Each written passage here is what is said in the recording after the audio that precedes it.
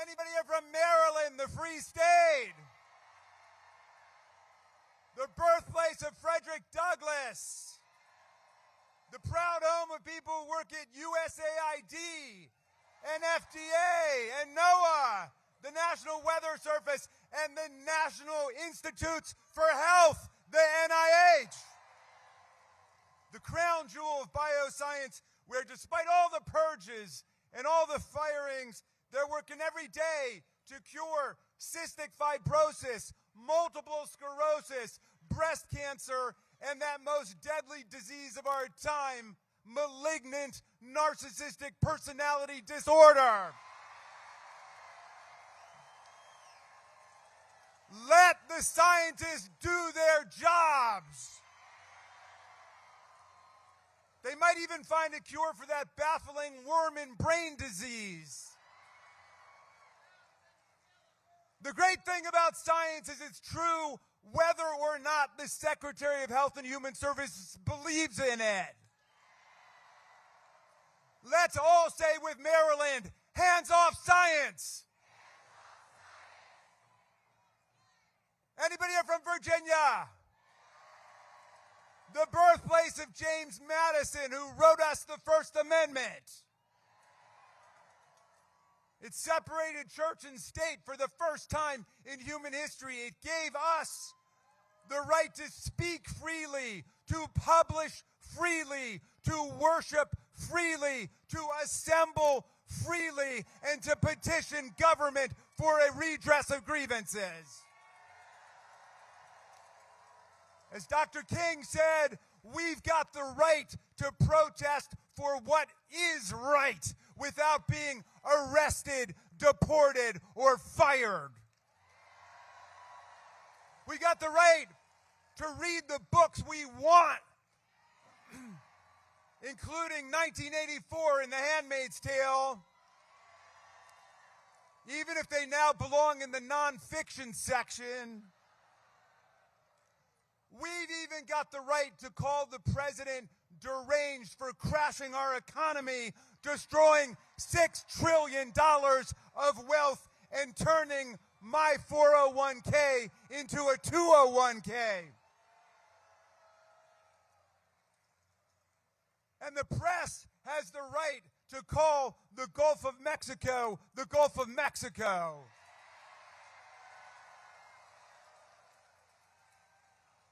Madison's Constitution gave us the two most beautiful words in the English language: due process. Let's stand with Madison and Virginia and the people and Thomas Jefferson and all the people of the Commonwealth of Virginia, and let's say, hands off the Bill of Rights. Hello to the 713,000 tax-paying, patriotic citizens of Washington, D.C. Your officers, like Michael Fanone, joined the Capitol Police on January 6, 2021, to defend Congress against the worst insurrectionary and mob violence of American history brought down on the Capitol, which wounded, hospitalized, and injured more than 140 of our police officers. These were mobsters who turned the flag of America into a weapon of war against our police. And now Donald Trump says he wants to set up a fund to compensate them. Mr. Trump, if there's going to be a fund to compensate people for January 6th, we're going to compensate the police officers and their families.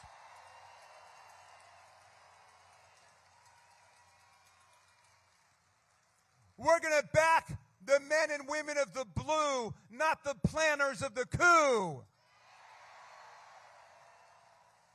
Meantime, the people of D.C.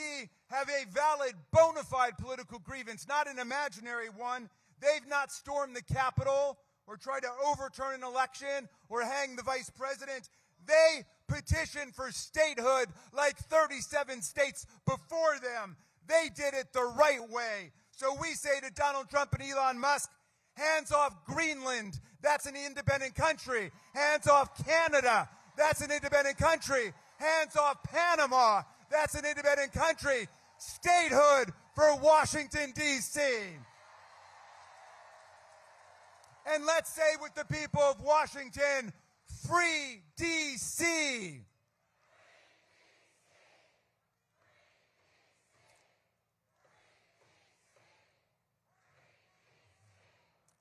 I want to say a special hello to people across America, but especially the people of Wisconsin.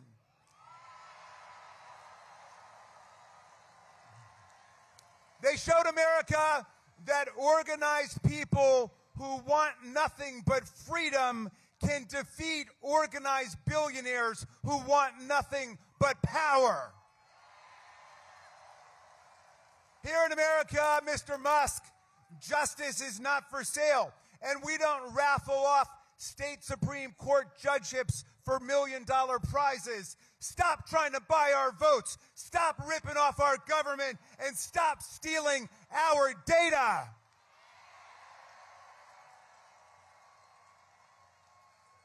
My friends, we're in the fight of our lives, but I want to tell you this. We are winning now. We are winning every day. We are winning in court, where 39 judges appointed by 5 Republican and Democratic presidents have issued 56 preliminary injunctions and TROs against this lawlessness.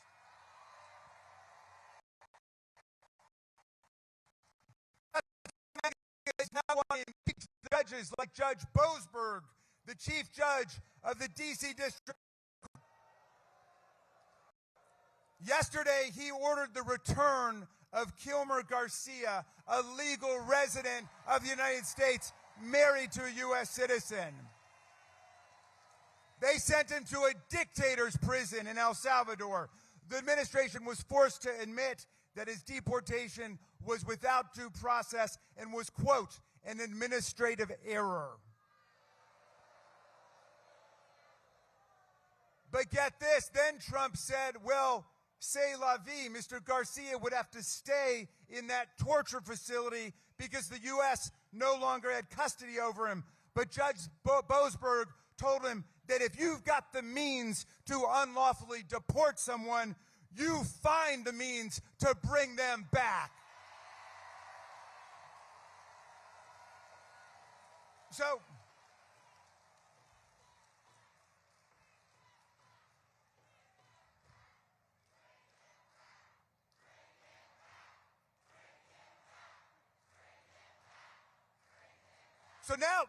now they're calling Judge Boasberg a radical left rogue judge.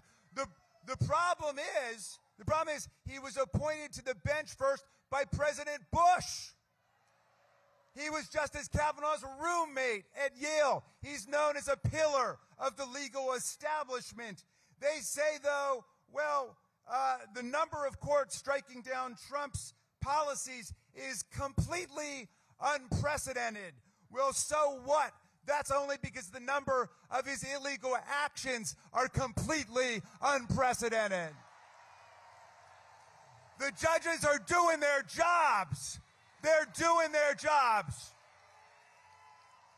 Let's tell MAGA what democratic movements all over the world tell the dictators of the world.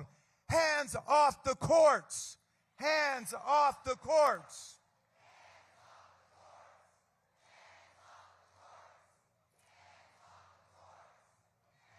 But, you know, Trump's even trying to ban law firms and lawyers who represent Democrats from federal buildings and federal employment and to revoke their security clearances. Wait, he's shaking down law firms for hundreds of millions of dollars in pro bono work for his pro-Malum causes. Some firms have buckled under these threats, but hundreds of firms led by Wilmer Hale and Jenner and Block and thousands of lawyers led by Rachel Cohen are standing strong for the rule of law. And the courts are rejecting these attacks on the right to counsel and free speech. We're winning in the states. We're winning in the counties. We're winning in the cities and towns. We're winning in the churches, and not just with the great Reverend Barber. We're winning across the country. No moral person wants an economy-crashing dictator who knows the price of everything and the value of nothing.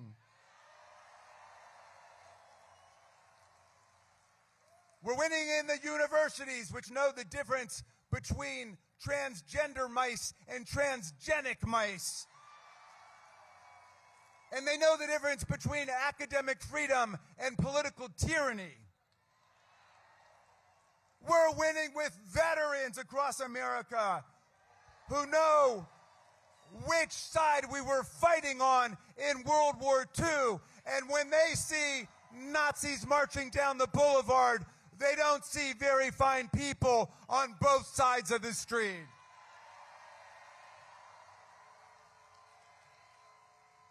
We're winning with people in the armed services who know that Donald Trump is turning our best friends in the world, like Germany and the UK and France and Canada and Mexico, into enemies by the way he's treating them, and he's turning the enemies of American democracy, like Vladimir Putin and Viktor Orban and Xi and Erdogan, into their bosom buddies. We're starting to win with the business community, which knows there's no prosperity with stupid trade wars against the whole world. There's no prosperity with stock market collapse and mass unemployment. There's no future with presidents who have the politics of Mussolini and the economics of Herbert Hoover.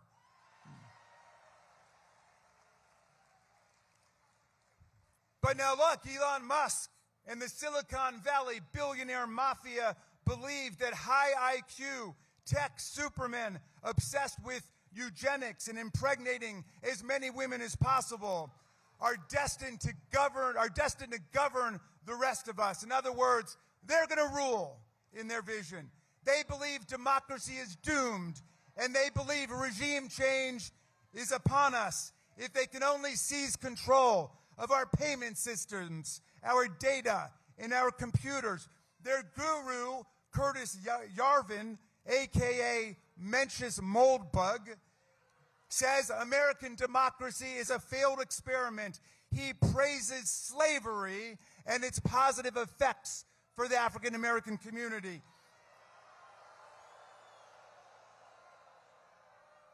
He told the New York Times that the American people have to get over our irrational fear of dictatorship. On January 20th, the day when Donald Trump did not put his hand on the Bible, even his own Bible, available online to true believers for the low, low price of $59.99.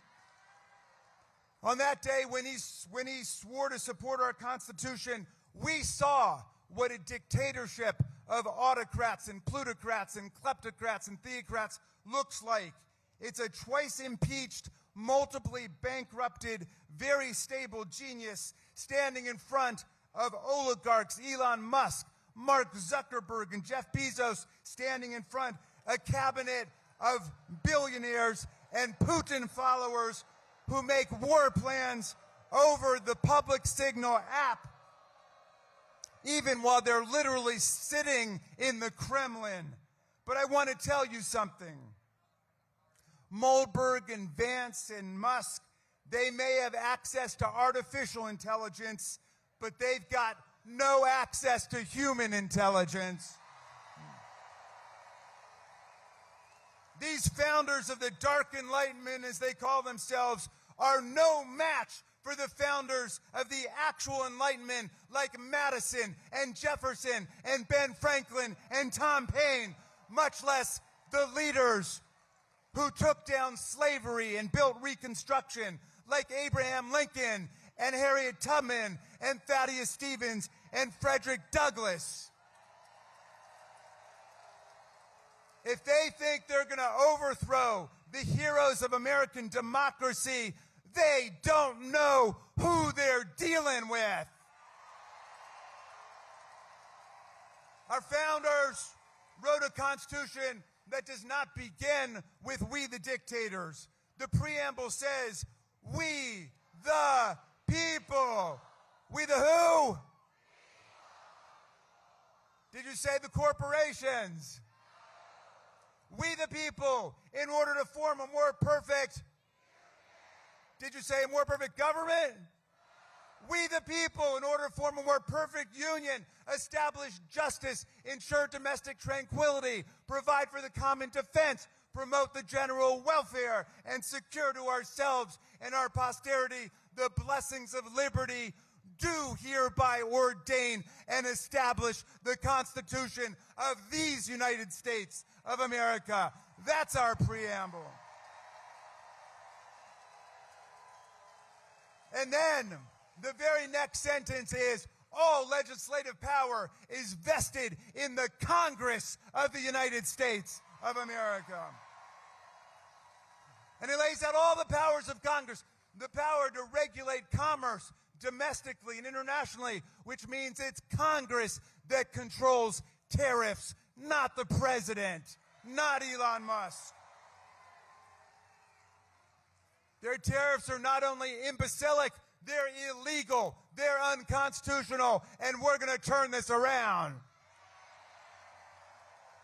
Congress has the power of the purse to raise money and spend money. An Appropriations Act is a federal law, like a law banning assault on federal officers. It's not a budgetary negotiation. It's not a suggestion to the executive branch. If we say spend money on childhood education or cancer research, you spend that money.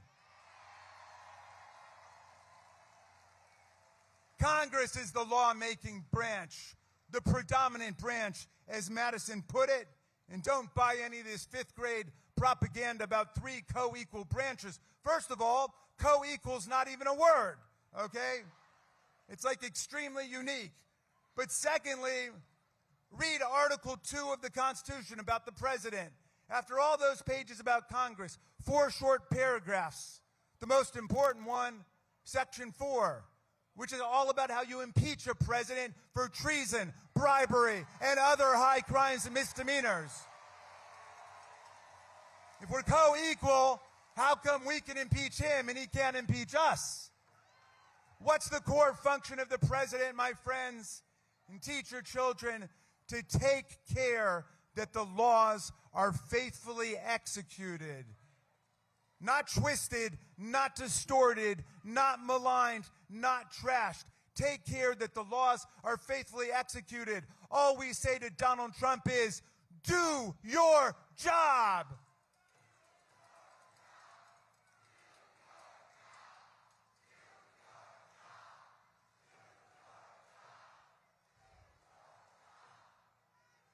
And when he doesn't, that's what Article 3 is all about. Marbury versus Madison says it's emphatically the province and the duty of the Judicial Department to say what the law is. That's what judicial review is. But that's a short-term solution, my friends. The real backstop to this authoritarianism is, it has always been, and it always will be, the people. Even with all their gerrymandering and all their voter suppression, even with all their billions in dark money, the people will organize to defeat them and take back the Congress next year. We'll be heard in the town halls, in the union halls, in the church halls, in the state capitals and in the capital city, online and inline, at the post office, which we're going to save, at social events, and at the Social Security offices that they're trying to close down. And if anybody was slow to wake up to this authoritarian takeover, nobody's sleeping now, and nothing is going to stop the forces of democracy and freedom in America. No oligarch, no proligarch, no autocrat, no theocrat, no kleptocrat, no monarch from Moscow or Mar-a-Lago is going to turn us around. Fascism will not be the end of human history. Human history will be the end of fascism.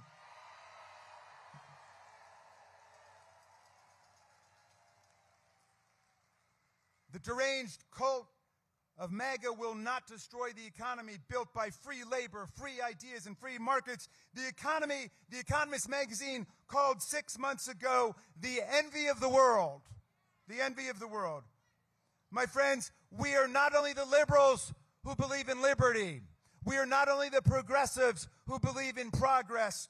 We are the conservatives who will defend the land, the air, the water, the climate system, the Constitution, the Bill of Rights, Social Security, Medicare, Medicaid, the Affordable Care Act, the Voting Rights Act of 1965, the Civil Rights Act of 1964, the National Labor Relations Act, the Fair Labor Standards Act, the Clean Water Act, the Clean Air Act, everything that their party of nihilists and authoritarians wants to tear down in the next few weeks, we are going to conserve and defend for future generations of Americans.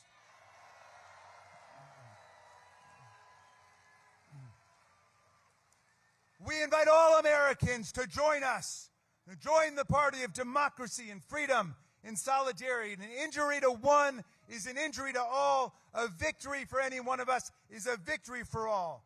And I leave you with the words of two great democracy patriots. Hold them close to your heart.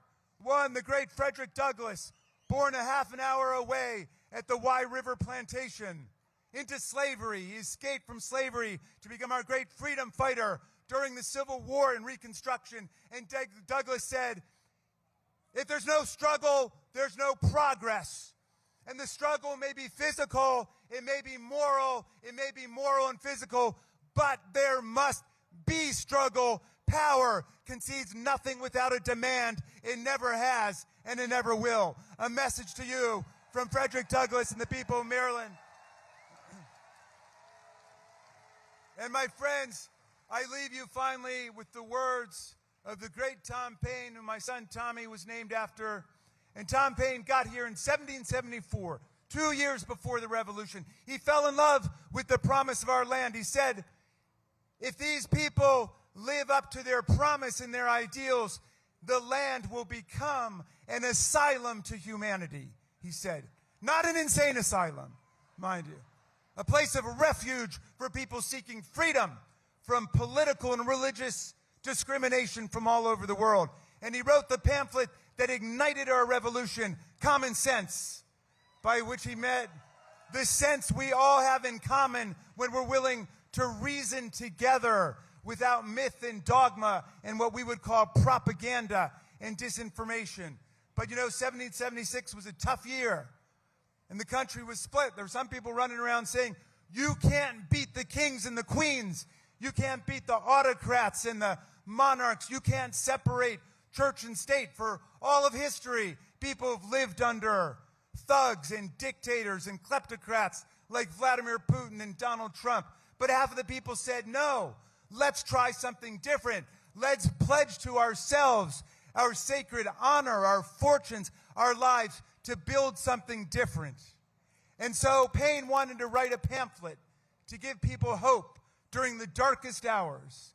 And he wrote this beautiful pamphlet called The American Crisis. I just want to quote a little passage to you. I'm going to update the language so it doesn't offend modern sensibilities. And Nancy Pelosi told me I had to do that. And she said it wouldn't offend Tom Paine because he was a feminist, and that he was. He was fighting for women's voting rights in the 18th century. But Paine said, these are the times that try men and women's souls.